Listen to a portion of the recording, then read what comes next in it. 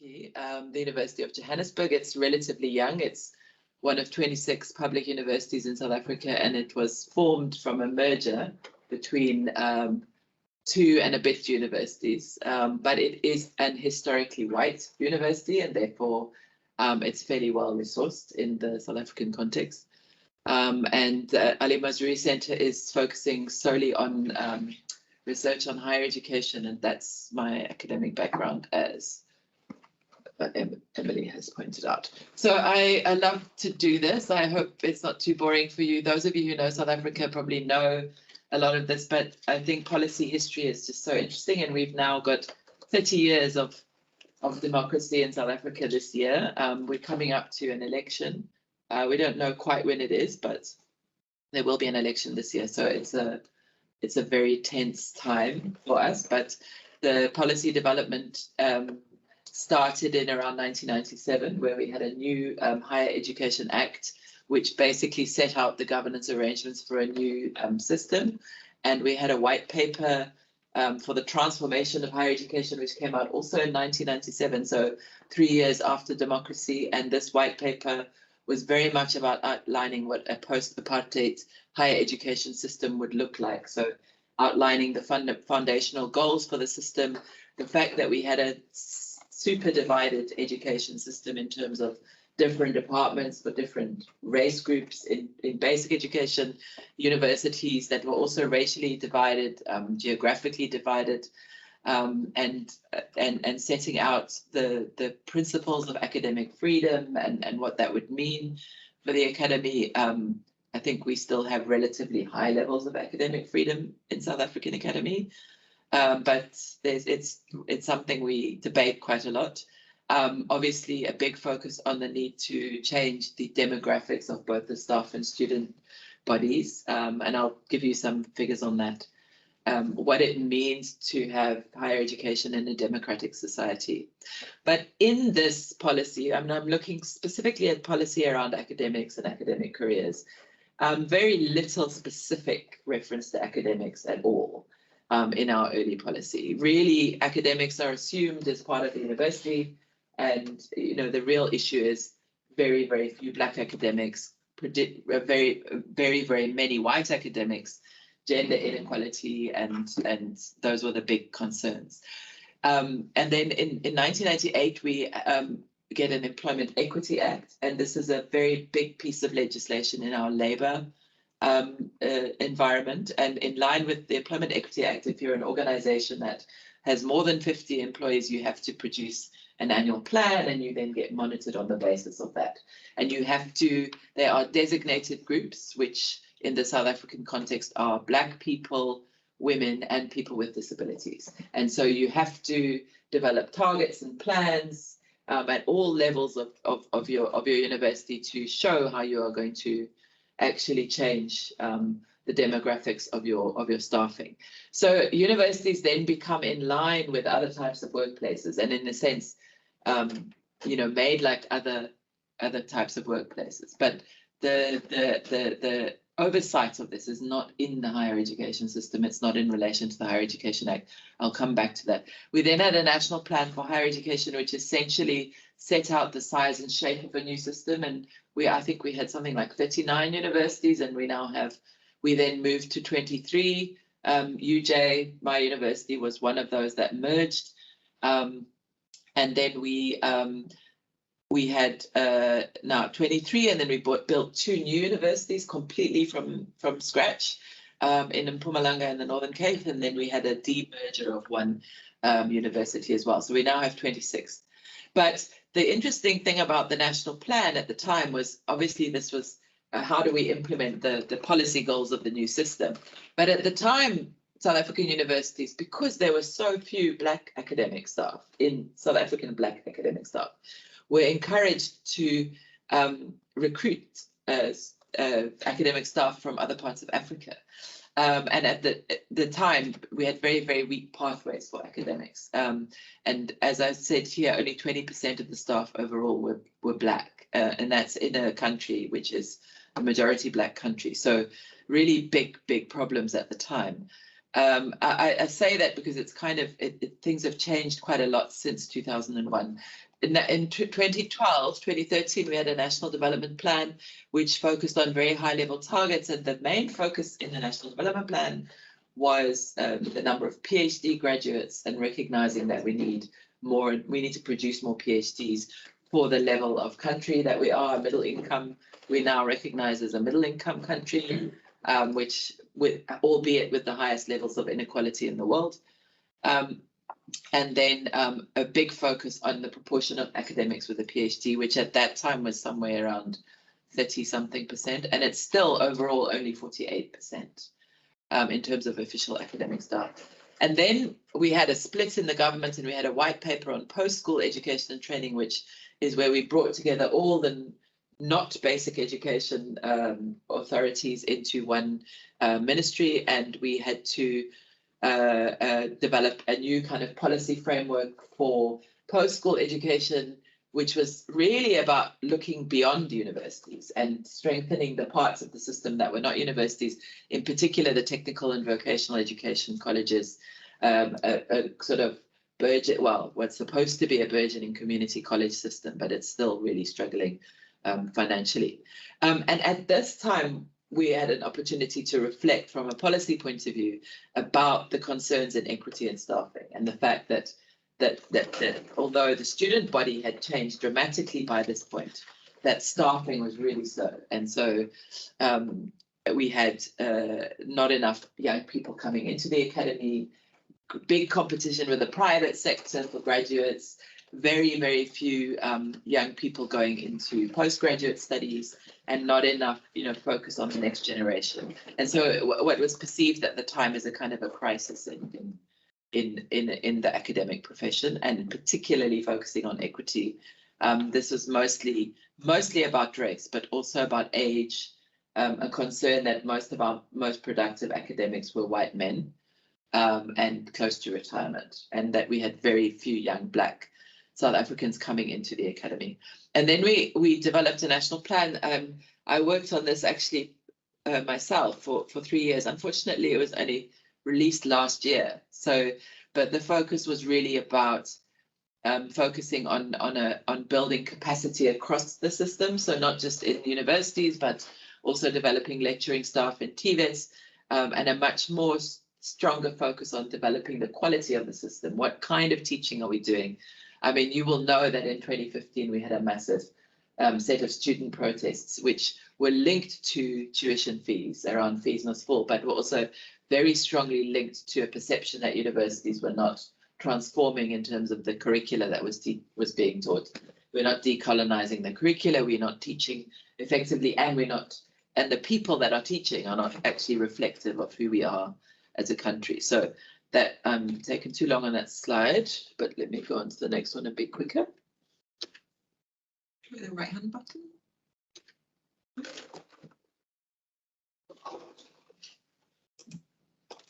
Oh, there we go. Is that the right one? Yeah. Okay. Sorry about that. So I'm really being very quick on the policy history because it's profoundly changed. We've had, as I said, a different landscape. The other thing that's really changed in South Africa is that we had a very internally focused system 30 years ago. I mean, an isolated system, and we now have a global system. So we have universities that are playing very much in the global system, the top 100 universities, sorry, maybe not the top 100, but top 100 African universities. Anyway, the rankings are a massive thing. And so we've got universities that perform really, really well, in kind of international research metrics. And then we have universities that are predominantly undergraduate teaching universities, but we've kind of had to navigate that space coming into the international space. So it's been both the kind of internal inequities and social justice concerns driving policy, as well as the kind of how do you deal with coming into an international environment, competing in rankings, needing to increase research output. And we've done very well on that. I'll show you some interesting figures, and the kind of competition that we have to deal with.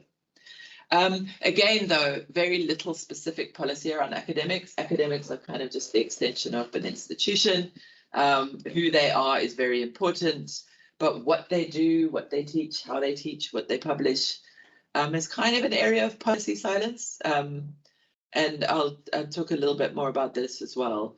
And the other thing is that because we kind of put the change in the staffing dynamic change into the domain of employment equity, which is very much a labour legislation space, that doesn't really sort of take account of the complexities of what academic careers are like. So, academic careers are not quite the same as other, other professions or other forms of careers where there's this kind of direct route into them.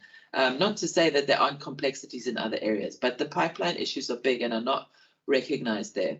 So there were very real concerns about 10 years ago about the slow pace of demographic change and what was called a multi-dimensional crisis in attracting, appointing and retaining academic staff. And I'm going to show you the figures now, because on the one hand, if you look at 1998 and that only 20% of our academic staff were Black, and by Black, I'm talking apartheid categories of African, coloured and Indian, so basically not white. So only 20%, and now we have a staff in 2021. These are the latest audited data of 60%. So you can see that's a massive increase, but it still means that white academic staff are dominating. And of course, if you look at the different levels, you'll see, and I'll show you some of that. Just a quick one before I show you the stats. Postdoctoral research is quite a big issue at the moment. We have some research that estimates that we have approximately 2,867 in 2020, given that our total academic staff complement is about 53,000. Those are, I don't know how those numbers compare. I haven't done any comparative data. But the problem is we don't really have any proper system data and we don't collect routinely. I think this is not a South African problem. I mean, there's quite a lot of OECD research that shows that this kind of liminal space of postdoctoral research is very similar around the world. But we tend to have people completing their PhDs quite late, and therefore people are going into postdoctoral research quite late.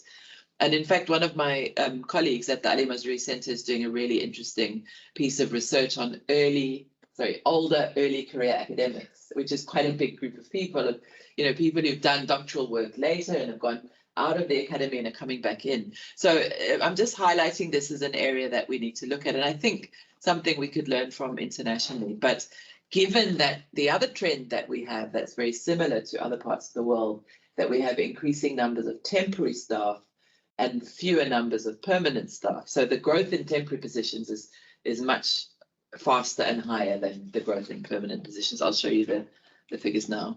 I'm looking at the wrong place. There we go. So this is just to give you a sense of the race statistics. And I mean, it's just you can just see, this is like South Africa. This is South Africa. You can see the decrease in the proportion of white staff, and you can see the increase in Black staff, but you can still see the relative inequality in terms of who's represented where, and that's over the period to 2017. And I just wanted to show you that because it's just so stark in terms of how the statistics look. And then this includes gender as well, and again it's also quite stark if you look at the male and female. But what I do want to say about South Africa that's perhaps interesting, but also maybe not that interesting, is that we have, in terms of women and men, we look very similar to the developed world. So women are, of course, concentrated in the lower categories. And sorry, that's junior lecturer, lecturer, senior lecturer, professor, which the professoriate in this graph would include associate professors. But you can see that women are still, less represented at the higher levels of the academy. But why I'm saying is it's not really that different from the rest of the world, because even in the most developed countries, even in the countries with the highest levels of gender equality, you see that women tend to be concentrated in the lower, both in the temporary parts of academia and in the lower ranks. And then this one is, I just wanted to show you this because it's more recent in terms of the audited data. We have sort of 2 years back in terms of audited data because of the way the system data. This is system data that's collected by our higher education management information system, and it's all publicly available. It's published by our Council on Higher Education every year. So this year they will publish the 2022 data, which will have been audited. So you can see that African staff there are still under 50%. And this is the proportion of the population who are over 80% in terms of representativity. So as much as you can see the numbers have grown significantly, we still have an overrepresentation of white staff in the system, and of course growing numbers of unknown people who are choosing not to identify themselves. But that 53,000 includes permanent and temporary staff, and the larger proportion of those people are temporary staff.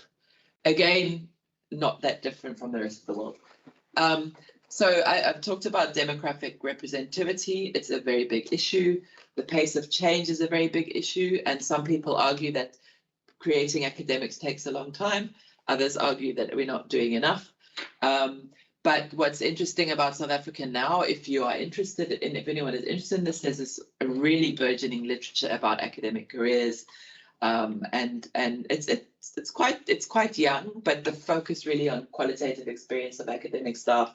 What's it like to be an academic? Some really powerful narrative research, ethnographic research about why people want to stay in academic careers and why they don't, why it's difficult for universities to retain staff, and a big focus on kind of institutional cultures and how marginalizing and discriminating they can be. And again, not that different from other parts of the world where this research, is quite, has been going on for longer. The one story that there's I should have put a slide, and I will, of references so that you can, almost all this information is publicly available. And I'll make sure I send that to Emily, the slide. But it's a big issue that, people feel discriminated and marginalized, and there's some really fascinating literature on this. As I said earlier, there are big issues around qualifications. Only 48% of academic staff overall have a PhD, and our National Development Plan wants by 2030 for 75%. One of the reasons why this might not be achieved is just that we have really struggled with postgraduate funding. We have one of the fastest growing budgets in the higher education sector. Most of that money is going into undergraduate student funding for obvious reasons, because there's so much inequality in the schooling system still. The other big change has been around research outputs. We have a very incentivizing policy around research outputs, which has meant that our research outputs have increased like that.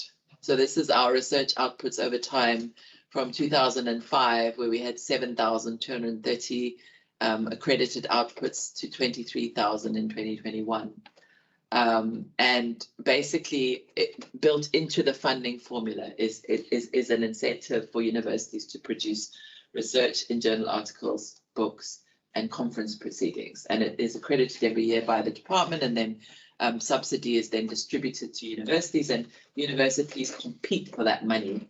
It's caused a whole lot of perverse things that we're now very worried about, including the issues around the quality of research outputs, and needing to build in much stronger mechanisms around that. But also it is perceived to have driven the system in terms of differentiation, or a lack of differentiation, where all universities are kind of competing for this money. And of course, only the most research active are able to really gain the money. But even universities that are not that research active are pushing, to kind of get a piece of this pie.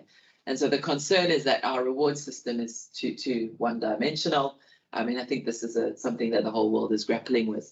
But just what I wanted to show you was just the 7.6% average annual growth is quite high in research outputs, and it's something we're dealing with quite now. Obviously, there's been a huge amount of pressure on academics also, in terms of adapting to very, very differently prepared students from the schooling system, and also a huge growth in performance management, which I think is the sort of neoliberal effects of accountability and managerialism are absolutely very much the thing in South Africa as well at the moment, but probably not nearly as deep effects as they have been here, because they haven't been going on for so long.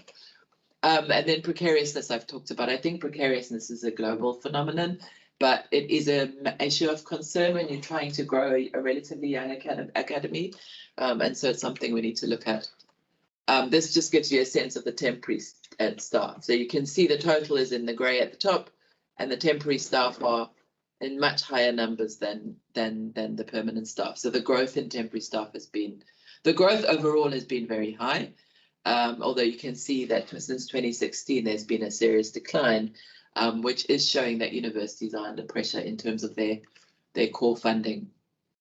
And then this is also what I was talking about. I didn't talk about this much, but it's an issue, and we probably won't have time to go into it, to show you how the PhD graduates have grown. And this is between 2000 and 20. That's actually a projection. This is a Department of Science and Innovation study, looking at what the graduates would be if we were trying to get towards we're trying to get to 5,000 doctoral graduates per year. We're currently around 3,500, and it's 2023. So yeah, so we still got a long way to go. But what you can see is that the brown line is the rest of Africa, and that there we have more PhD students from other parts of Africa than we do from South Africa. And this is it's actually quite a big problem for our academy, because it means that we're relying more and more on academic staff from other parts of Africa. But it also, it creates all kinds of tensions. But also overall, we only have about 12% of our academic staff who are foreign. And I don't know, I think that's probably quite low internationally. So what it means is that a lot of those doctoral graduates, if they're not going home, are staying in South Africa, and they're in the precarious, the liminal space of being endless postdocs, in postdoctoral positions for a very long time, and yet having a huge amount of academic experience that we're not necessarily utilizing. My colleagues in some universities, will say they are the research mules of the university. That's what my one colleague says. Oh gosh, you're going to tell me it's 25 minutes, right? Yeah, you. Okay, I'm okay. So I'm going to 11 minutes. Thank you very much. So I'm going to quickly tell you about some of the policy interventions which have been put in place by the South African government, where I worked until last year.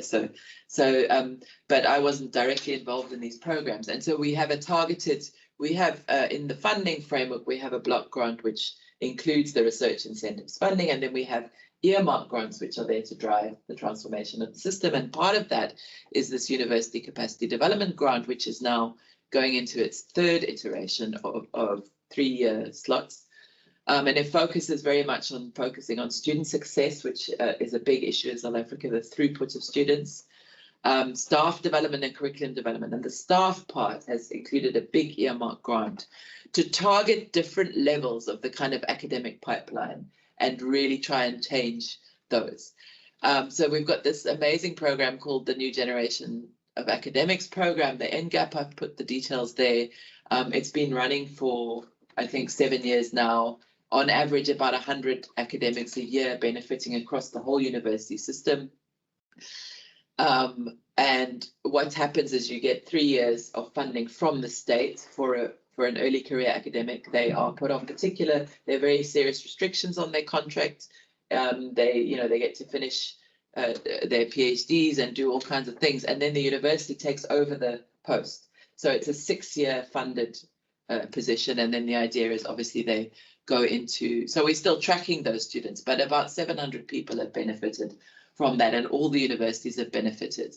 And it's a very well thought of program. Of course, the problem is that in the scheme of a bigger system, it's not enough. It's really just, it's just a drop in the ocean, but it's something. Future Professors program is smaller, and cohorts of scholars, very small actually, but those who are, on the cusp of becoming professors, and there's a huge amount of program cohort support to get those people, to become professors, to become rated scholars by the National Research Foundation, etc. So fascinating programs and lots to learn from them. University staff doctoral program is specifically about supporting university staff to get doctorates. And if you look at that graph that I showed you of the South African PhD students, a lot of those PhD students are academics who are doing their PhDs. And then the NRF is our National Research Foundation, which funds postgraduate students, but very, very seriously low levels of postgraduate funding. And it's a big problem because if you need to be funded by the state for your undergraduates, and then, you've got a family that you need to go out and support, if there's no funding for postgraduate studies, you're going to have to go and get a job. And so a lot of academic talent, we're trying to focus on getting that academic talent into, but it's very small scale, and you can see the rated researchers, and I haven't really shown this, I didn't want to focus only on equity, but it really is very white, still very white dominated, and actually white women, of which I'm one, have benefited the most from transformation in higher education. So if you look at the growth, if you look at the categories kind of sub down, I'm just going to rush through this slide because I don't want to, because she's going to give me a sign for 5 minutes just now. We have a ministerial task team that reported in 2019, specifically focusing on the retention, recruitment and progression of Black South African academics. And so a lot of these things I've already talked about, but it's a publicly available report and I can share it with you, but very interesting. All these kinds of trends, focusing on the inequitable demography, the high number of international doctoral graduates. And these are the kinds of policy things that are really, really concerning us, and the fact that Black and female academics experience seriously overt and covert racism and sexism and patriarchy. And then I wanted to show you this because I think it will be interesting for you. In part of that research, they looked at this, and don't ask me what the numbers are at the bottom because I was trying to look at the original research, but it's basically these are the this is the hierarchy of what people's of early career academics concerns are in the academy. And what I thought was so interesting about it is it probably wouldn't be that much different in other parts of the world. I mean, in some ways, these kinds of concerns, if you look at the global literature, are quite similar. And so we're not reflecting on that in this report, but I thought it was quite interesting, having read some of the international literature, just how similar these kinds of concerns are for early career academics. Perhaps, the shift or the emphasis would be different if you looked at others. And I want to move on to, I don't want to go over my 35 minutes. I want to just quickly reflect. I know it's been very quick and I'm sorry about that. So despite the policy silence, institutions actually do have a very diverse range of strategies in place. The problem is, so this is from this MTT report, while institutional policies may not be specifically focused or contain sufficient detail on the recruitment, retention and progression of Black academics, the institutions reviewed nevertheless have such initiatives, plans and strategies, but they vary quite widely. And so staff transformation issues tend not to be addressed in the kind of primary management instruments such as policies, but in the secondary management documents such as plan and strategy. So you won't find much about academics in our national policy documents, but if you go to institutions, you will see a lot. But I think that that's beginning to become a problem. So there is a recognition of the challenges we face, and you'll see the national programs that I very briefly looked at. But those are kind of stimulatory programs. They kind of spark things, but they don't necessarily bring kind of systemic impact. They just stimulate the system. So there is a need for kind of sustained funding and continued collaborative work between the institutions and the state on this. Partly the government programs that I was talking about were designed based on the failures of what individual institutions had tried in terms of bringing, what they call, I think they do it here as well, called growing our own timber, where you bring young people in, and academic institutions were losing staff, so often. So because pathways were not available. So we really have to think about this. And PhD growth is a big issue. And I've said 5 minutes, and I've said concerns about policy, research quality is also a big issue.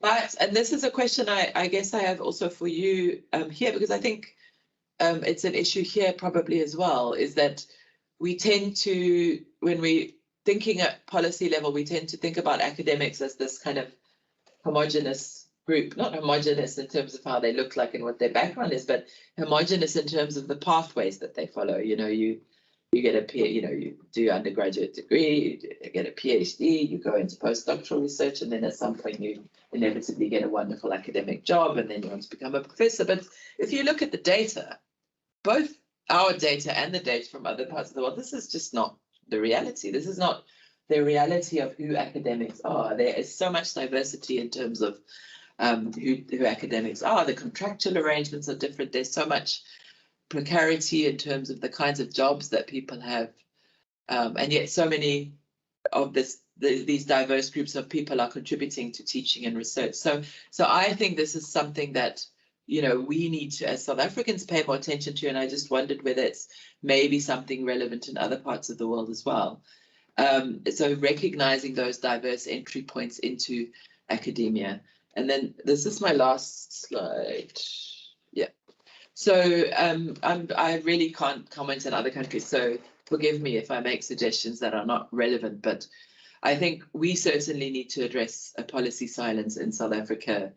And we also need to pay more attention to the kind of oversight and monitoring we're doing, because we've kind of put it in the labor relations domain, and actually paying attention to academic pathways and pipelines is really important in academic careers, and recognizing the diversity of those. So we have this organization called University South Africa, which is the official kind of representative body of the vice chancellors, and they have now got a specialized community of practice on postgraduate education and looking at these pathways. So there's, you know, and there's a whole lot of resources. Some of these programs, like Future Professors Program, have produced some wonderful resources around academic careers and understanding them. So there's more and more focus on that, which is great. And I think there's a need for more specific targets at the policy level. There's also a lot of policy discourse that, and even some of which I'm kind of reproducing myself, which is that, for example, that our academic staff are not well qualified, if you look at, you know, purely in terms of PhD, or that there hasn't been enough change, or change hasn't been fast enough. But actually, part of the problem is we're not really looking at the data and the indicators closely enough. And I think that we need to do that more. And there's this Kuta, Bunting and Van Schalkwyk piece of work that I'm talking to, and I must put it in the references, does provide some greater reflection on what kind of indicators we could look at. So policy's not enough, really. And then just what of this that I haven't already said is, and this again is kind of coming through the qualitative research, and you'll know more about this from the British situation, is that there needs to be a greater understanding about what kind of academic working lives are actually like, and, you know, in terms of workload structures, in terms of the kinds of work that's been recognized and the kind of work that's not being recognized. In general, academic work is multidimensional. In general, reward systems are completely one-dimensional. So, and that's a global issue. That's not just a South African issue. So how do we bring into policy-making discussions those issues about academic careers? And there's a whole, I'm totally interested in this, but it's completely fringe and probably ethically lots of questions, is the kind of the roles that senates are playing in universities. We quite, you know, the governance role of senates, because in the South African Higher Education Act, Senate is the official academic decision-making body of universities, and it's recognized in legislation. But we're quite concerned that senates might not be playing those kinds of roles, and I think it's an area that we need to research. We also have a problem in that we have a Department of Science and Innovation and the DHET, and in terms of the quantum of funding, DHET provides a lot more. Is that my 35 minutes? I'm nearly done. And DSI provides some. So we need to do much more joined up policy making. And I think, oh yeah, just what my last point then, I can't believe it. My last point is around private institutions, because we have problems around recognition of private institutions that are being addressed. So our predominant system is public, but we have about 1/5 of the students now are in private institutions. So we've had a substantive growth in the private higher education space. And, you know, in a sense, because the public system hasn't been able to keep up with the demand for places. And so I think this is an area, and I can't give you any data about academic staff in the privates because they don't have it. So that's an area that we need to give attention to. And I think that's it. And yeah, thanks, Emily.